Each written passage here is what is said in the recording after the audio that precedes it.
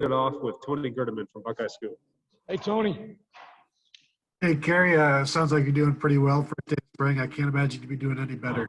Come on, man. It doesn't get any better than this. But you know what? Before you ask a question, I just want to wish our basketball team good luck today at 3 o'clock. I loved watching them last week in the tournament.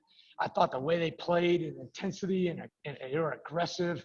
You know, I just really enjoyed watching them play. I think they're going to have a great run. It was really exciting. So good luck to those guys today. Thanks, Tony. Go ahead and fire away. Yeah, we talked to Ryan on Wednesday, and he mentioned how Lathan Ransom stepped up last year, and it sure seems like he's going to have a big say in what this defense does this year. And I'm just wondering, where is he? Is he your deep safety? Like, what do you envision from him this year? Yeah, he'll be playing a cover safety role primarily. If we get, you know, the key, Tony, for us is everybody healthy and is everybody ready to go when the foot hits the ball for the first game. So we know that we won't have everybody in the spring, but we're certainly making plans for that. And so right now, Lathan is playing in that cover safety spot, but he will also have some roles in some other areas in the back end. Now, when you say cover, is that the deep safety, or is that the? No, that would be the guy in the slot.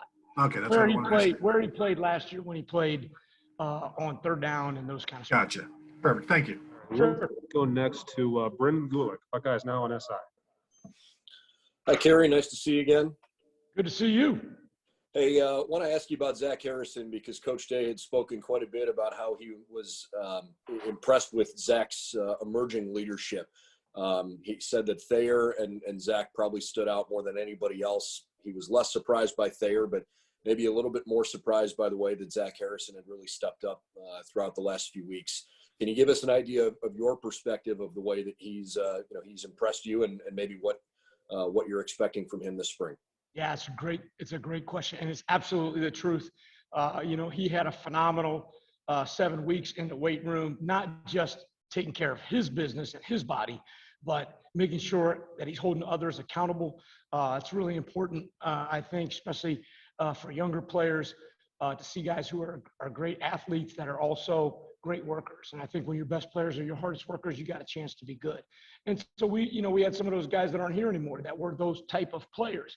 And Zach stepped right in, filled that void, and was very, very impressive with his leadership. And he's excited for the season, and I'm really excited to watch him play. All righty. We'll go next to Bill Rabinowitz, Columbus Dispatch. What's up, Bill? How are you? How's your ping pong game, Bill? Haven't played. We haven't talked to you since the Alabama game, and I hate to bring up a bad memory, but how hard? What's that?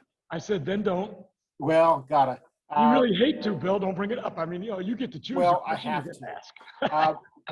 What was that like for you and the aftermath of that? And I asked Ryan this question a while ago. You guys have been able to have the success that you've had because you guys are really talented and you have a good scheme. But Alabama and some of that's a great Alabama team. Did it make you reassess anything about your defensive scheme or philosophy because of the way that they were able to attack you? And just, how hard was that whole thing? Well, it was incredibly painful. I think the thing that I don't know how to say it. The journey that our kids were on to get to that game was phenomenal. We tried for people to reflect on that. If you were in this building and you had Thanksgiving dinner in the indoor and you had Christmas Day in the indoor and you showed up every day not sure who was going to be able to practice or coach and everything was being shuffled all the time and games were canceled and all the uncertainty, the season was canceled, then it was on and guys opt out, guys opt back in. Just the entirety of the season. And without going back through that, but being on that journey and being able to get to that last game was truly remarkable. And then, I feel very responsible that we didn't play our best in that environment. And you guys, want to make sure I say when we didn't play our best, that's on me. That's my job. And so it was very painful, and it was awful, and that hadn't happened to us very much here. It just doesn't. And you try and work so hard, you pour everything you have into it. The kids poured everything they have into getting to that point, you want to be at your best, and obviously we weren't. And so that was very hard. Anybody who says it wasn't hard doesn't care. And then it makes you rethink how you do things. And there's no question that this entire offseason has been a great process of exactly that, rethinking how we do things and how we're going to do things in the future. Is there anything you can say about how the defense might change as a result? Nope. Okay. All right. Well, I mean, really, why would I? I love you, Bill, but why would I? All righty. We'll go next to Nathan Barrett from Cleveland. Kerry, what do you need to see out of the young cornerbacks, either the returning freshmen or the new arrivals, that, especially those who are coming back, that you couldn't observe last year or didn't get really a chance to evaluate with them last year? Yeah, we need to be able to play press man to man. We need to be able to do it over and over and over again, and we need to be able to do it successfully. You go back, I watched every period of individual from the entire season last year, and we only got 7 sessions of real one-on-ones in the course of a year, and that's very challenging, right? That in order to be able to do that job, you got to practice it over and over again. So we got that in today. We got started with that, and so that was great. It was awesome. We're going to get so many more opportunities, and the kids that are here and the kids that are coming, that's my expectation. We got to learn it, we got to play it, and we got to be really good at it. All righty. Let's go next to Austin Ward from Letterman Row. Austin. Hey, Kerry. Hey, Austin, how you doing? Awesome. Thank you. When you look back at last year, and you've talked a lot about owning the responsibility and that it wasn't to the standard. When you look back on it, I know there are a ton of factors that went into it, from missing spring, injuries, COVID, the individual periods you just talked about.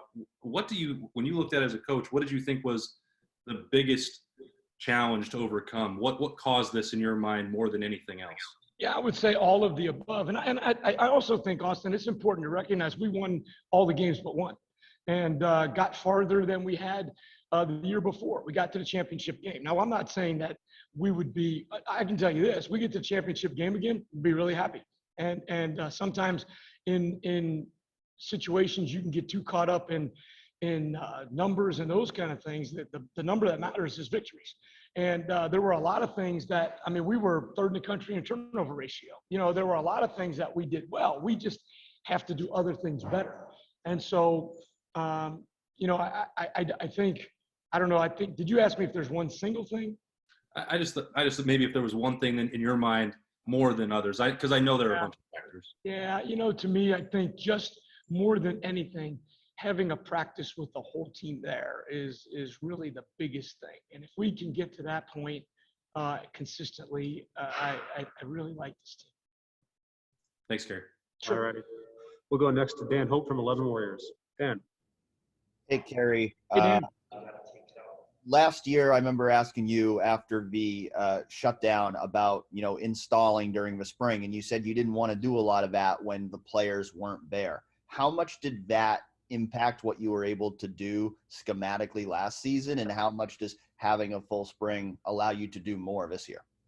Significantly on both fronts. You can't, I've done this Zoom and I love it. I love the fact that we're able to do it. It was a great answer for the situation, but the reality is that's not real teaching now. That's not, it's very hard to teach in the manner which we do, with direct teaching and back and forth feedback from the players and communication, and to be able to do that in this environment. We all know there's a pause, right? And you guys got a cell phone on your desk and you peek at that, and we shouldn't expect that our players are any different than you guys are. And so for me, being able to look them in the eye and then do it on the field, that's the thing you miss. And I think that those opportunities, in addition to which, having Coach Marotti be able to work with guys in all of this off-season time makes significant difference in their body. So it's not just the scheme, but it's also their conditioning level, their ability to be in shape when we hit the field in the fall.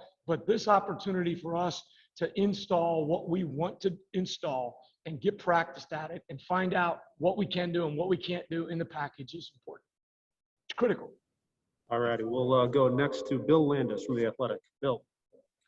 Kerry, going back to what you were saying a few questions ago about teaching these young guys to play press man, and you didn't get those opportunities last year. I'm wondering, with this defense in particular, that the base that you all play, just how much more difficult it is when maybe you don't feel as comfortable playing man coverage, and then you have to rely a lot on cover 3, and maybe offenses can't anticipate that. How much more difficult does that make your life? And then maybe combined with that, do you guys need to add some more split safety coverages to this package than you had last year?